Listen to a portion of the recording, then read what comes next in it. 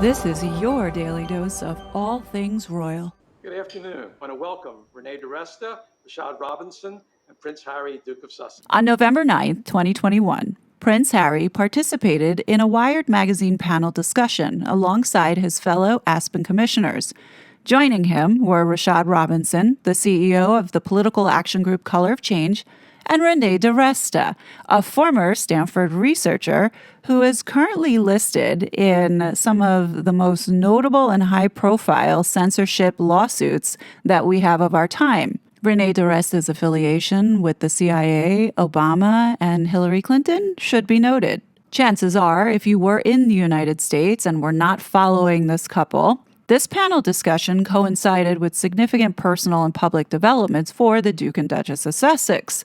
On that same day, Meghan Markle was exposed for perjuring herself in a UK court of law, while Prince Harry publicly stated on this panel he had prior knowledge of the January 6th Capitol events.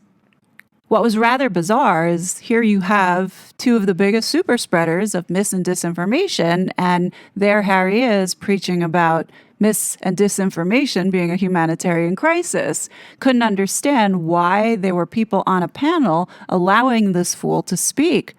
But what we realize now, or what I see now, is that they knew Harry lied because this was all part of it. This was all part of what they had been doing in this psychological manipulation. So now looking back with the benefit of hindsight and understanding the role of USAID as a covert channel for CIA and Pentagon initiatives aimed at regime change, the broader context of this event becomes clear. All the madness with Harry and Meghan contributed to this concerted effort in a broader context to control information, which aligns with the actions of those involved in what some describe as the largest money heists of American wealth to support a broader objective of Agenda 2030. This panel, thus, was not just a discussion, but literally a cog in the larger network of influence, information control, and at the end of the day, it boils down to the power consolidation. These are the globalists who believe that they are the ones who are in the ruling class. They want to tell you what to think, what you can see, what you can say, and what you can do. These psychopaths knew Harry was a liar, but they didn't care because they had an agenda and a narrative that they wanted to force down people's throats. They themselves are liars. Take, for example, Safiya Noble. She is a doctor or professor at UCLA. In 2022, she was awarded the inaugural NAACP Archewell Fugazi Public Charity Digital Justice Award. Safiya Noble was awarded $100,000. Can you take a guess at where that money might have came from? If you guessed the U.S. taxpayer, then you would be correct. This really felt like it was money laundering in your face. So at the same time Safiya Noble was getting this award from Meghan and Harry, the NAACP was giving Harry and Meghan this President's Award, which came with, you guessed it, $100,000. So I would like to know if this $100,000 was supposed to be payment for Safiya Noble writing this hit piece on the Megxit community. Not only was it disinformation, it was a coordinated campaign in conjunction with Christopher Bouzy. What was interesting to me about that report is that it showed that there were a handful of accounts that weren't just bots, but they were people who were highly coordinated and deeply networked and responsible for the vast majority of hate propaganda against the couple. Safiya Noble knew 100% that this was a lie, and here she is in the Netflix mockumentary for Harry and Meghan, doubling down on this narrative that they have been trying to force down everybody's throats.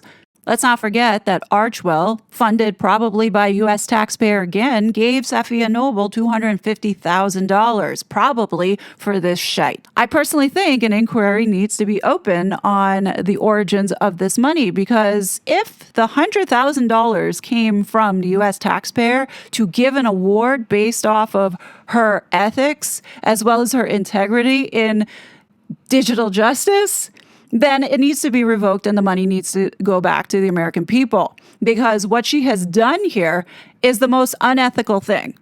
Yesterday's judicial censorship hearing showed without a doubt that Harry and Meghan are neck deep involved with this. Kentucky's recognized. Thank you, Mr. Chairman. Mr. Schellenberger, last Congress, you helped expose censorship grants at the National Science Foundation, specifically known as Track F grants. Can you tell us more about those censorship activities conducted associated with these grants? Yeah, this was the National Science Foundation's Track F was basically to create censorship tools that would become sort of the middleware to, such as NewsGuard, for example, is the most famous of which, or the Global Disinformation Index.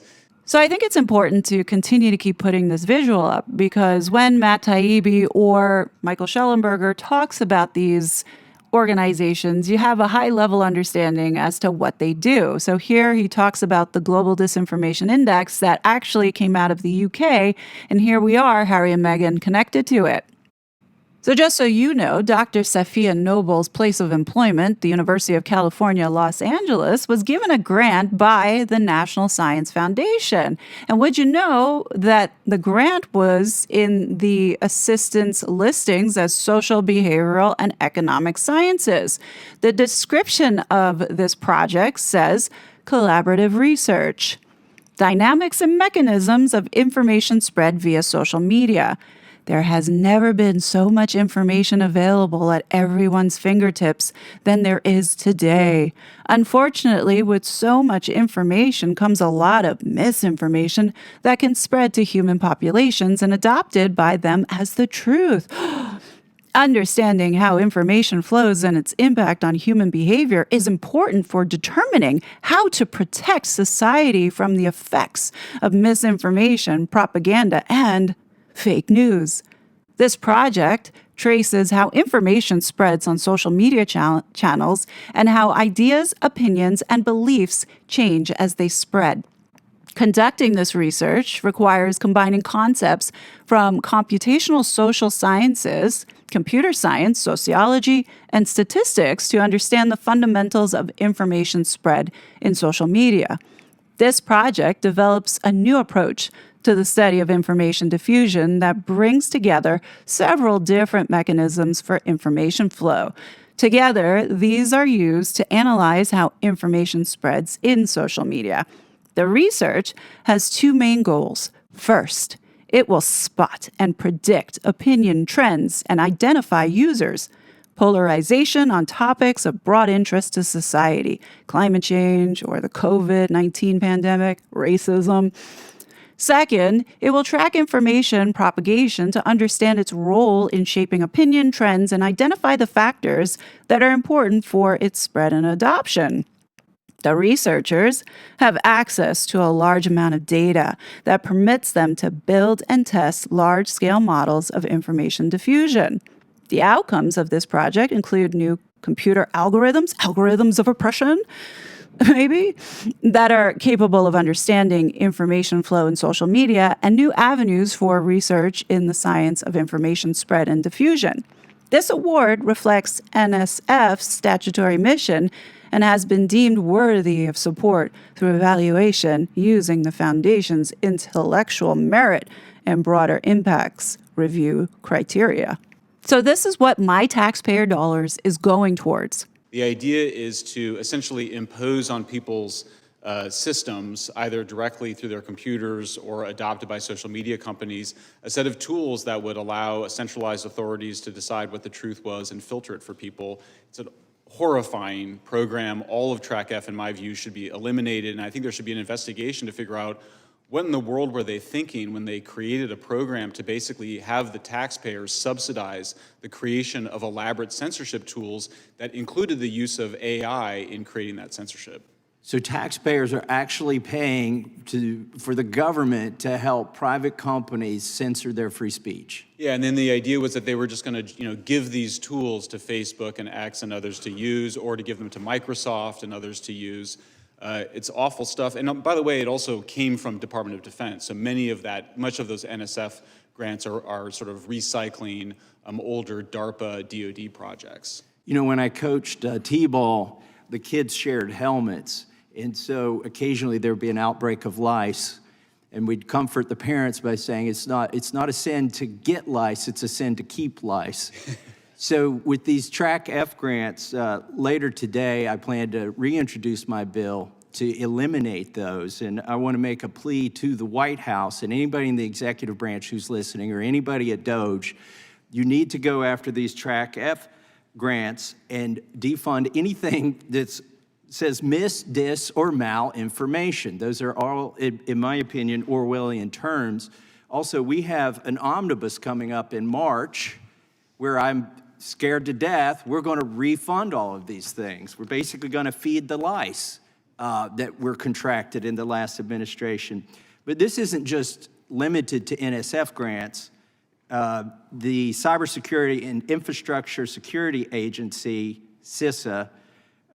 So to help you understand how close Harry is to all of this, Chris Krebs used to be the head of CISA. This is the department that Thomas Massie is speaking of. As you can see, Chris Krebs was one of the co-chairs on the Commission of Information Disorder with Aspen. This is the same commission that Harry is a part of, Safiya Noble, Renee DiResta, Kate Starbird, Yoel Roth from Twitter. So now, if I had to guess on who invited this ginger whinger into this demon censorship club, I would say there's a high probability it was Chris Krebs, because not only was he a co-chair of this commission, but he also was a founder of CITO, which is the Cyber Threat Intelligence League. Now, if you've been following me and paid attention to the psychological warfare series that I did, then you would know that the Intelligence League playbook of misinformation and disinformation campaigns were carried out to a T by Harry and Meghan. Christopher Bouzy was involved on this side before anyone knew who Christopher Bouzy was. Bot Sentinel has looked at everything from QAnon to MAGA to COVID disinformation to climate change disinformation. We've never seen anything quite like this. Now, I do think Christopher Bouzy was not paid by Harry and Meghan to keep their hands clean. I believe that Christopher Bouzy was paid by the government, which means taxpayer money again. There's a high probability that the Sussex Squad laundered taxpayer money to Christopher Bouzy in donations. So the big question here is, which institution got their hands on federal dollars in order to pass it through, like a Fidelity or Charles Schwab or even Silicon Valley, in order to then get passed down and divvied out to the NGOs? Because this is how it works. This is how all this laundering has been going on. There's multiple layers involved. The Cybersecurity and Infrastructure Security Agency, CISA, within DHS is a flagrant violator of free speech. They had things like election integrity partnership. Mr. Taibbi, can you tell us anything about this? What's going on at DHS or CISA? Now, in case you didn't know or have forgotten, DHS is the agency that had been stonewalling Heritage Foundation on Harry's visa. Now, I've talked about this in a few videos on why I think that this visa has something to do with why Harry is over here and the work that he has been doing to undermine the United States, which is exactly what has been going on. Can you tell us anything about this? What's going on at DHS or CISA?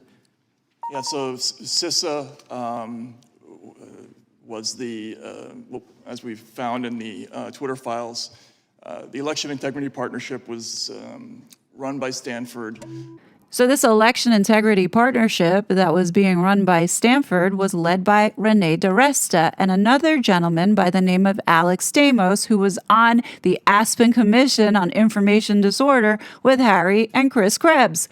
Do you see how closely knit they all are?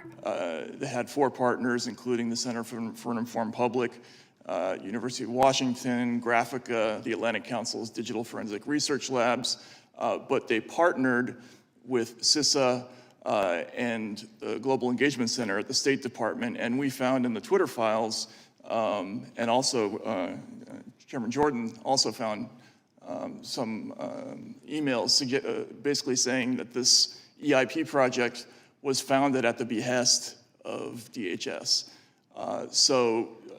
This essentially EIP was a CISA-created project, or it was a CISA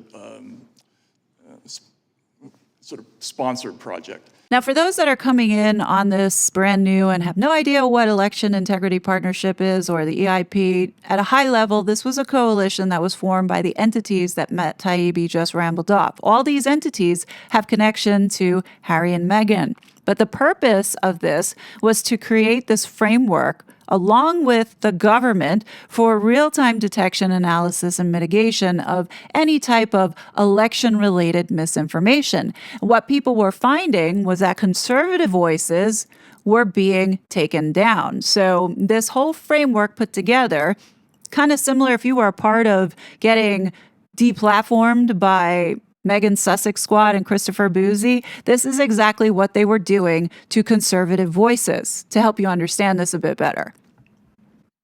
Now, I don't find this a coincidence. At the same time this coalition was getting together, Meghan rears her ugly-looking head in July of 2020 with her new bestie, former CIA Gloria Steinem, to talk about the importance of voting. And it was, it's essentially a content moderation removal operation that was sponsored by the American taxpayer. Another example of American taxpayers unwittingly, without knowing, funding their own violation or deprivation of their First Amendment rights. Mr. Schellenberger, can you explain how you traced USAID funding that served as the basis for whistleblower report in 2019, which led to the impeachment of President Trump? Sure. Well, you may remember that the so-called whistleblower who was in the White House was actually a CIA analyst. And in that whistleblower's complaint, which led to the impeachment, one of the central pieces of evidence was created by a USAID-funded and controlled organization called the OCCRP. And we have another piece out today about how it participated in the Russiagate hoax as well, creating essentially very important information leading to that. So, I mean, you have in USAID a much larger fund of money and a much broader strategy for information control that included censorship, but also, as I mentioned, taking control of investigative journalism really worldwide. I mean, its ambitions were, amazing. So yeah, I mean, that's an agency. When we saw that get shut down by DOJ, I thought that was completely appropriate. If there's something in there that it was doing that's valuable, then you could refund it later. But my view, same thing with CISA, death penalty for organizations that participated in violations of the First Amendment like CISA. Cybersecurity is an extremely important function. It shouldn't be contaminated and undermined by censorship activities. Well, I think it's always been known that our government has funded the change in administrations, if we can say it politely, of other governments. But isn't it borderline treason when the taxpayer is, when organizations entrusted with protecting our country are now undermining our own government? Absolutely. I mean, if you're trying to do regime change, illegal, if you're weaponizing DHS, FBI, CISA, that's treasonous regime change activities redirected, that you developed abroad, that we developed abroad for regime change, directed against the American people and our representatives. I mean, it's shocking, and we still haven't dealt with it as a country. So now do you see how serious this is?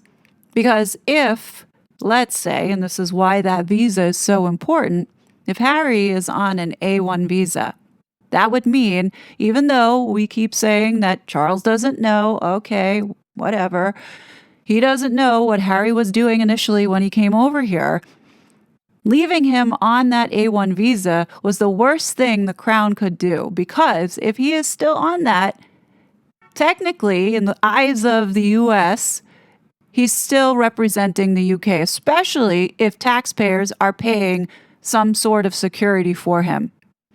And this is going to get bad, especially if someone from Congress gets wind of it and sees the massive amount of effort these two, as well as the fraudulent supporting characters that have been a part of this deception for the past 7 years. The American people are not going to be too happy when we find out that we have a UK prince on US soil who had been in collusion with the Biden administration to not only undermine our civil rights, but also they have been behind these attack campaigns, terrorizing unsuspecting innocent Americans like myself, Duchess of Narcissus, Sue Smith. Let's not forget Ashley. I mean, there's so many more that have been terrorized by the Sussex Squad. Now, I hope that people understand that this is more than just being about, okay, your tweet got pulled down or you got suspended This was a legit threat to American sovereignty and safety.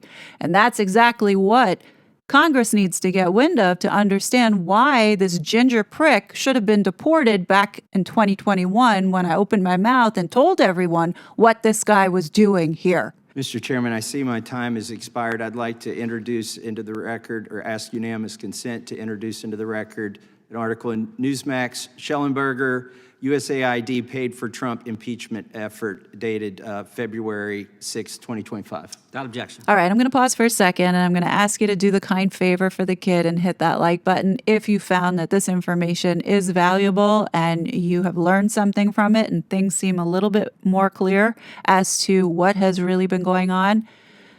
I honestly don't know how else to show you that these two are neck deep in this deceit and manipulation. So you might be asking, well, what was the whole point to all of this? Well, in the beginning, this was always about making sure populism would not succeed, and that was ensuring that Donald Trump wouldn't get a second term. They were afraid that since Brexit happened and then we had Donald Trump, then more countries would start distancing themselves away from this globalist one world idea. This is a fact. And the reason why there was this rise in populism was because the governments couldn't control the information any longer. Many of us had no idea that during the Obama years that they had been controlling the media and essentially was propaganda that they were pushing out and brainwashing the masses. This money train was supposed to continue, but Donald Trump put a wrench into that in 2016. And thus, right after that, Obama and the deep state said never again. And that's what actually happened. It's not just the United States that was benefiting and profiting off the backs of middle-class Americans like myself. It was the whole world. The whole world and the richest of the rich who had been siphoning and stealing our money through these fugazi NGOs and philanthrocapitalism. This is like such a scandal that it's going to come crashing down. And thank God we were able to stop the bleeding, because had the other option gotten into office, this country would have been done. We would all been poor. We would all been broke.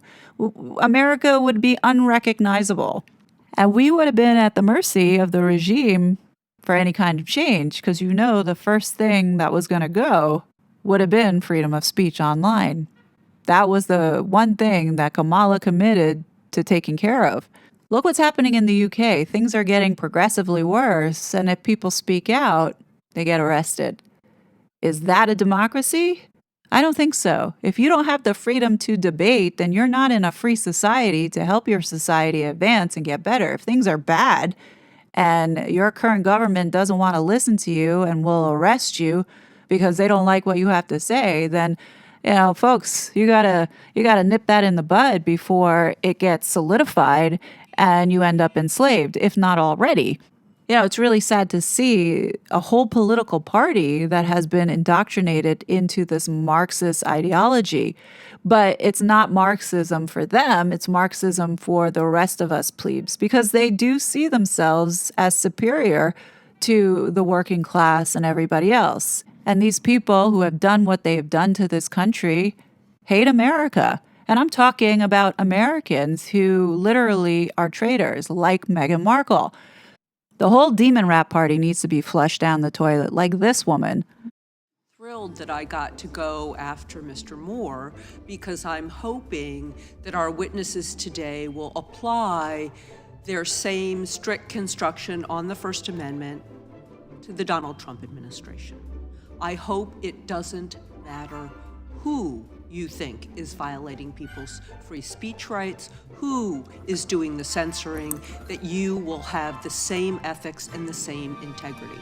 I myself worked for the ACLU. I represented people whose speech I did not agree with. I believe we need a robust protection of the interchange of ideas. However, today, not last session when we had these hearings, today, the greatest threat to free speech in America comes not from the media, not from big tech, but from Donald Trump himself. And he has just made that plain. You don't even have to look around or have an investigative report. He's just telling us what he's doing. So this hearing today, unless we talk about the Trump administration as well, is not about protecting the First Amendment. Rather, it's a distraction from the fact that the Trump administration is actively working to chill speech, intimidate reporters, manipulate the flow of information, and manipulate the American people. All true First Amendment threats from the leader of the free world. And let's be very clear. Trump thinks the First Amendment only applies to speech he agrees with. Ridiculous argument. I yield to the gentleman. Recognize Mr. the gentleman. Chair, today's hearing is an opportunity to acknowledge the jarring reality that for some years we did not have a functional First Amendment in this country. The vast powers of the federal government were mobilized to do the very thing that the First Amendment forbids, that is, abridge the freedom of speech of American citizens. And by using its influence over a few tech companies, its ability to pressure, to influence, to cajole, the government was able to conduct censorship at a scale and at a breadth that the founders could scarcely even have imagined, and took it to extremes that none of us previously would have imagined. It's now part of the history of this country. It's a chapter in our history that the sitting president of the United States was removed from all the leading social media platforms. The leader of one of the parties, of major parties in our country, was removed from the platforms. It's now part of the history of this country that damaging information about a presidential candidate was suppressed on the eve of the election. And then when it came to perhaps the most significant global event in a generation, COVID-19, the government assured that citizens were not even allowed to provide a truthful account as to how the pandemic began. You were not allowed to say 2 + 2 makes 4. And you also were severely restricted in your ability to provide your opinion on what the proper governmental response was. Folks had their posts deleted for even daring to suggest that a 2-year-old shouldn't be forced to wear a mask for hours on end each day. And of course, as the Supreme Court has repeatedly acknowledged, this has a chilling effect where folks then were forced to steer far clear of whatever that line of censorship might be. And so for every post that was censored, there were many, many other things that were suppressed as a result. I think this is also an opportunity to acknowledge how important the oversight of this committee was. In fact, it is likely some of the most important oversight, congressional oversight that has been done in the history of the United States Congress, is that by exposing what Mr. Schellenberger has called the censorship industrial complex, we were able to get tangible outcomes where censorship outfits were ended, specific tangible censorship operations were ended. You even had Mark Zuckerberg come out and detail exactly the governmental pressure that was brought to bear upon him. And he even went so far as to say that what Elon did for the Twitter files, Jim Jordan did for the entire industry. But beyond those specific results, I think that this oversight effort has also been successful in preventing censorship from becoming a norm in American life, which is, I think, a very important result. I mean, we forget that freedom of speech is historically anomalous.